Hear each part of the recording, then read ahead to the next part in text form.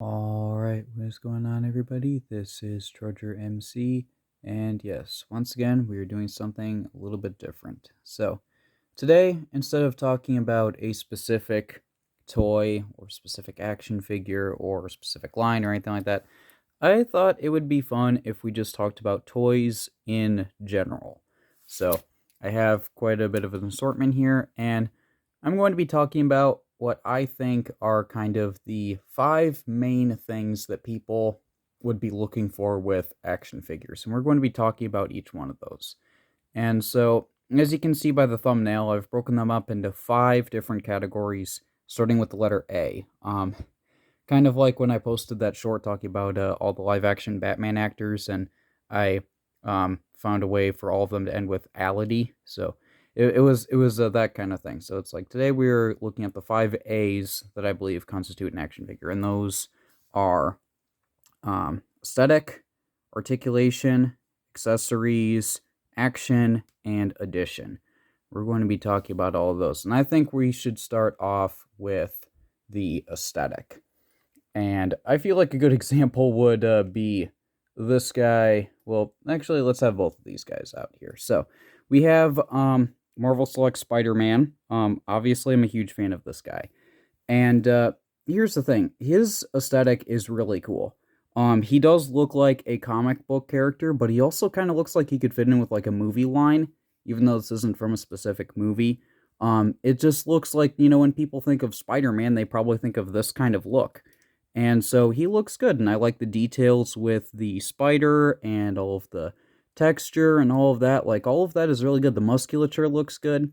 And yeah, like the colors, like he has a bit of a wash on him, and yeah, so it's like there's not really much else to say with this guy. It's like, he just looks pretty solid. So, not really any complaints there. And then I also have this guy here. This is Tremor 2, and this guy is definitely all about the aesthetic because this guy definitely um, exemplifies the art style of the earlier Spawn comics.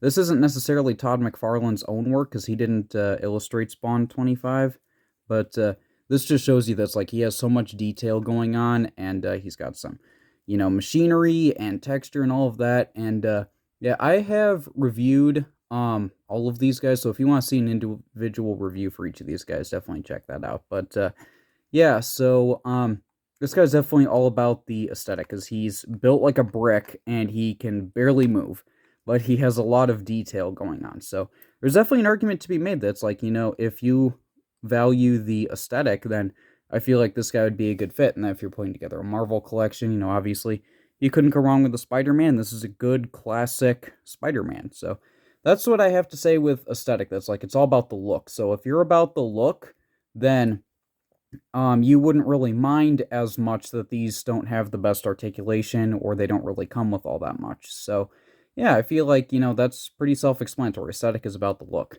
Now let's talk accessories. And the first thing that I thought of when I decided I'm going to talk about accessories is let's talk about the Spin Master figures.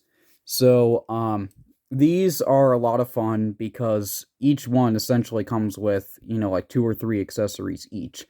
And Deathstroke here in particular, I got him in a set with Batman that came with a whole bunch of other stuff. So, yeah, it's like these are fun. And what you can do is you can really give these guys any look that you want depending upon what you're going to have the character holding. And so, Red Hood, for example, here, what he's holding, he didn't come with either of these. But I felt like they really fit the character. And so, it gives him a completely different look as opposed to him just standing perfectly straight, up and down in an A pose without any accessories. It gives him a different look. And a similar thing with Deathstroke here. So you kind of get the idea with that it's like these guys have sort of a different look to them depending upon what you would give them.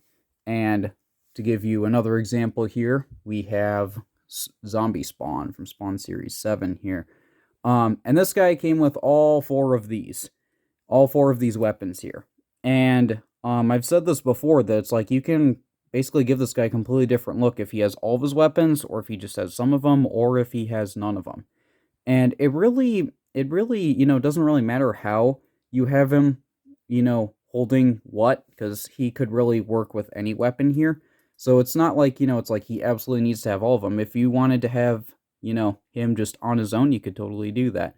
Or if you wanted him to have, all of these items, then you could do that too, and it could give him a more armored look, so that kind of thing. And so really aesthetic, it also kind of ties into the articulation, or not the articulation, the accessories rather. We'll talk about the articulation next. So yeah, it's like, these are pretty good. So like I said, different look, and you can give this guy, like, even if you didn't want this guy to have this weapon in particular here, you could give it to another character, and then the other character would have a different look by having a different weapon or item or tool or whatever it might be. So there's that. That's pretty self-explanatory. Now let's talk articulation. And I feel like a good example of articulation would be this guy here. And he's pretty slender, and so he can have a lot of posability. So he can kind of move his head all over the place. He can have a lot of nuanced pose, a lot of nuanced poses, as well as him just looking up and down. But he could also look off to the side and kind of mock you and all of that. But then with the arms, they can kind of go all over the place. Then you have, articulation up here and really all over the place. Then you can, move him back, and then you can move him forward, and then you can, move him out to the side, and you can kind of move him out like that and like this, and you could have him bend his knees, and you could have him bend his ankles, and you could even bend him, his toes and all of that. So it doesn't really break up the sculpt all that much. And so if you want this guy to be all about, moving around and all of that, then that's, that would totally make sense. And you can do it with a guy like this. Whereas you can't really do it with somebody like this guy here. He doesn't really have the best articulation, and some people might see that as a detriment, because some people would be like, I want a Spider-Man figure that can pose. And he can pose, but he's not really getting into something super dynamic like Todd McFarlane art style or anything like that. So, yeah, it just depends on what you consider to be more important. You could say that it's like, I like the sculpt the way it is, and some people are afraid that's like if there's too much articulation, then it would, impede the look of the figure. And to an extent, I can agree, but at the same time, you have figures like this that don't look bad with the articulation points in action or not. And so you can really, choose of just like, what do you consider to be more important? So I feel like, articulation again is pretty self-explanatory. Then we'll go into the other two categories here. So we'll go over action. And action for me isn't really something that is around anymore, because a lot of the toys now are for the more adult collector market, or, like older kids at the very least. So not really so much, younger kids that are all about playing with toys that can do stuff. That was really more of a thing of the 90s and 2000s. So here is Hoof here from Total Chaos. So he has a missile that, shoots out like that. But then he also has a transforming feature where you can have him go full Rhino mode, and you can have him go on all fours. And so you can kind of give him a different look with that, but then you can also make it, a play feature of, you could simulate that, like, this guy's charging into battle, and then he stands up, and then he shoots the rocket. So you could really come up with your own adventures and your own stories with characters that have a lot of action. And like I said, that's definitely more of a case with the older figures, but then even with the newer figures, you could sort of tie articulation into that, where it's like, you have somebody that is super posable and can, move all over the place like it's no big deal.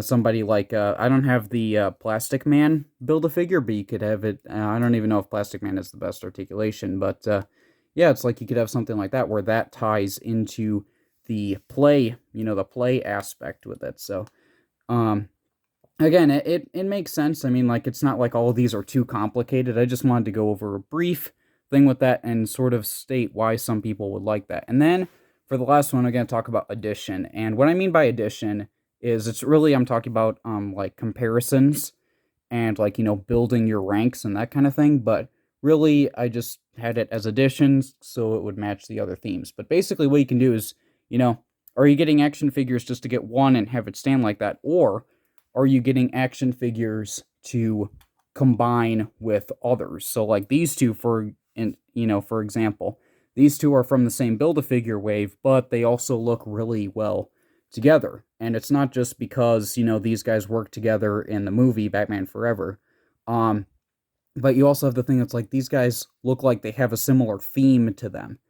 And then you may or may not, depending upon, what you want to have on your shelf, you might have something of a completely different design and a completely different style and vibe and all of that. And you could pair them up with that. And it's like, some people would argue that that doesn't really look the best. Some people might think that's like, that looks way off, because they're not from the same line. But then other people would say it's like, no, this is a Two-Face, this is a Riddler, and this is a Scarecrow. And so it just works. And so really it depends. And so in answer to this of just like, so we've talked about what I think are the main reasons why people collect action figures.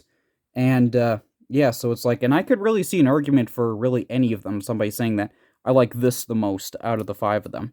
And so really, like, I'm not going to say that you're wrong or anything like that, but I just want this to be sort of a conversation that, I can have with you and other people, because if you're watching this video, you're probably somebody that at least collects a little bit of toys or action figures or, whatever that might be.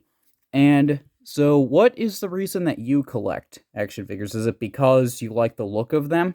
Is it because you like that you can, move them around a lot? Is it, pairing them up with other figures and, building an army or a rogues gallery or a superhero team or, whatever it might be? Or are you just here for, giving, figures a whole bunch of options with items and all of that? Like get a figure that has a lot of, weapons or something like that, and then giving it to a whole bunch of other, characters. So, I really could see an argument with, any of these. And if you're wondering what I consider to be the most important, like what I think is my favorite, I would have to go with the accessories here, just because I like the options that you can have with, like chopping and changing them up. Of, like one character comes with one item, but, it might not work well for that one character, but it would work well for another character. And so it's that kind of thing. And, yeah, so for me, I like the accessories the most, but again, I could totally see an argument for any of them. And really, that just kind of speaks to what you collect. Because, you could have some people that say, like, I just care about the sculpt and the articulation and, like that sort of thing. And so maybe they'll only collect, like, a couple of the expensive figures. Maybe like Mondo or Revoltech or, something like that. And it's like, you wouldn't be wrong with that. Or it could be a thing of, I just care about the accessories, and so you might collect, like, Valaverse and get, like, all of the, weapons packs and, like, all of that. Um, or, like, the McFarlane figures and, like, the weapon, packs and all of that. So, you could really do a thing with that, or it could be a thing of, I just like building an army, and so maybe you collect, Valaverse or Marvel Legends or McFarlane figures, and you just have a whole bunch of them. If you want to have like a million Batman figures, so you could definitely do that with the McFarlane line. But yeah, so I'm just curious, what do you collect action figures for out of those 5? And so that was just me kind of rambling, talking about toys. But that's something that I like to do, and if that's something that you like to do as well, then do be sure to leave a like. Let me know in the comments what you think of this kind of format, because, I can make more videos like this, or I just talk about, action figures or that kind of thing, what they mean to me, or, whatever. Or I could just make this a one-off video, and you could forget that you ever saw this as soon as this is done. So it's up to you. I can continue these or not. Just let me know what y'all want to see. And if you do want to see more content like this, or, other action figure reviews or anything like that, then do be sure to subscribe, because that tells me that, hey, I like what this guy's doing, I want to see more of it. So, but yeah, so other than all of that, I do hope that you enjoyed, and I do hope that I will see you all later. Goodbye.